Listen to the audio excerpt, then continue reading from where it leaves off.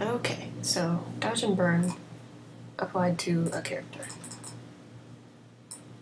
Let's start with the hair. That's pretty easy.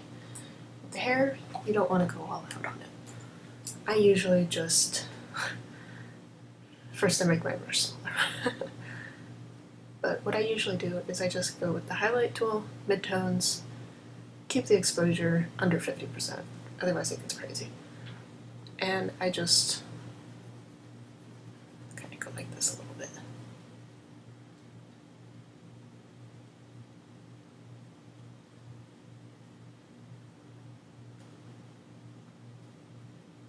Just give it a little bit more shine, make it a little surreal. I did terribly on this though.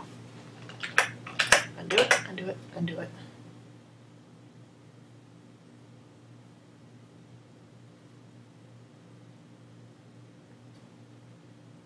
There we go. That's a little bit better. Not too much. The face, as I said, those little bits that catch the light.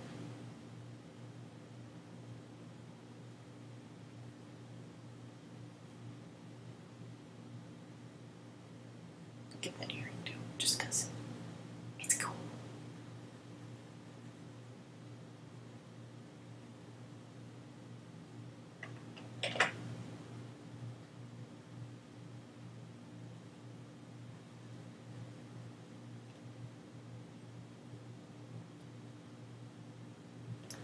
The other thing about this is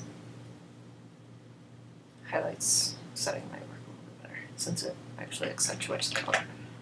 But sometimes, like if you do use the highlights tool, you'll get the right shade that you want, but it'll be a weird color. That's where the sponge tool comes in. The sponge tool will either desaturate or saturate, depending on what you tell it to do. So let's make this a little bit smaller. And just get this area. I always keep this really low so that I can pick and choose really easily.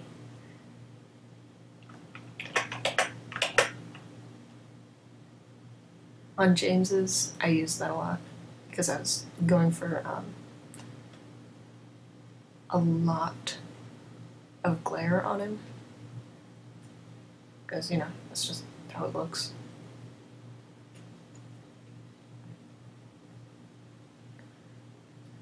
But yeah, so on his face, like where it was really catching the light, I ended up desaturating it a little bit. Just because otherwise it was like this sunny, peachy color, and it looked really weird for that scene. So I did do that a little bit. Now, the dodge tool, or I always call it the dodge tool, the burn tool. With this one, stick with midtones and make the brush smaller. Oh god. But basically, follow where the light wouldn't be. And because we've sort of made a world for this person, there isn't very much light over here. So, as I said earlier, this reflected light is going to be dealt with, and that's going to be right now. You might end up wanting to erase a little bit more of it, just because. Make it a little bit better.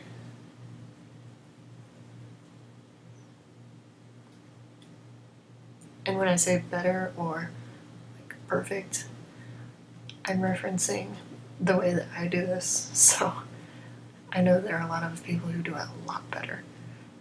So if you get advice from them, follow it, for God's sakes. Yeah.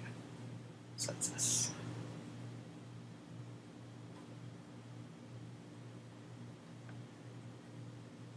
Just follow the contours.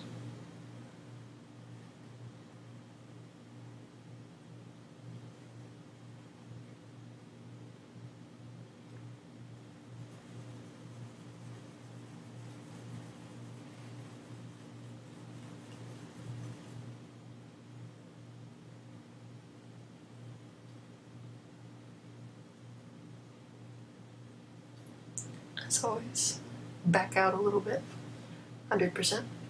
See how it looks? It looks okay. Looks decent. What I usually do with the burn tool is I start with midtones, and then I go to highlights. Because that sort of keeps it darkening, but it also reduces the amount of color change that happens. But you know, you can fix with the sponge tool, but who wants to do all that work? Certainly not me. This is a terrible job. Once in a while, pick a different brush.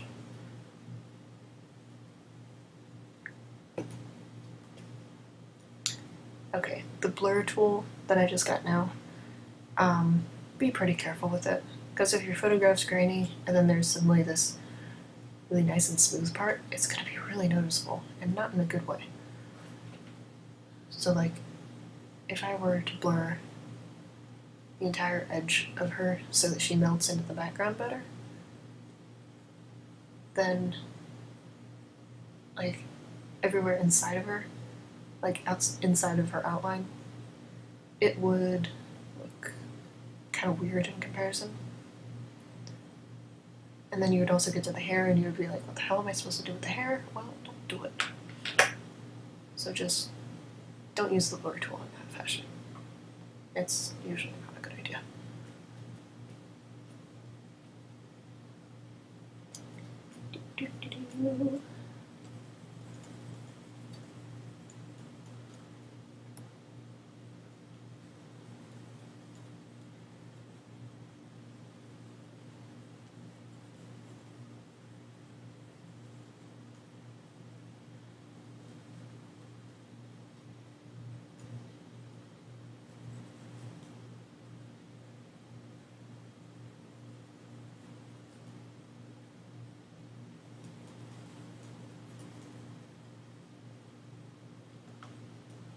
Desaturate a little bit of this because it's looking too red.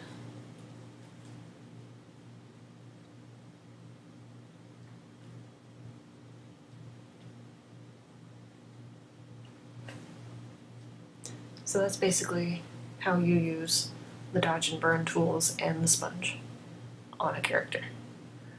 With a character like this, unless you're doing something like the back of their clothes, like, you know, like how I was with the back of them, to change the light angle a little bit, you can't change it too drastically because it'll be really noticeable. And it's really hard to edit out shadows that are already there. But if you're doing like that, that's not a big deal. It'll look okay, you know. It'll be fine. Just don't be like the light source is like over here.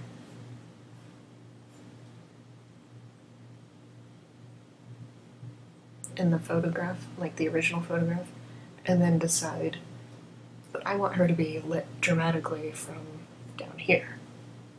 Don't do that. Just don't, because you're going to have to edit every single shadow on her, and shadows are really the only way that we get to see what's going on. Colors are a big part of it, obviously, but it's like, you know how a vector image looks, where it's like a cartoon character that doesn't have any shading on it.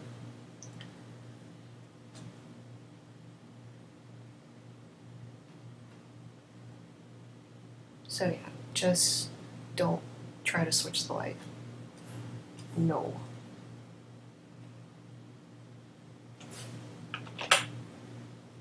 Okay, so I think that's all for this one. Yes. I think this is the last of these videos that I'm going to do, because that's basically all I really did with the James picture that I was basically demonstrating the how-to on that one, about how I actually did it. So if you want to know any other stuff that I do with my pictures, then just let me know, and I will happily make a video. So thanks for watching, and goodbye.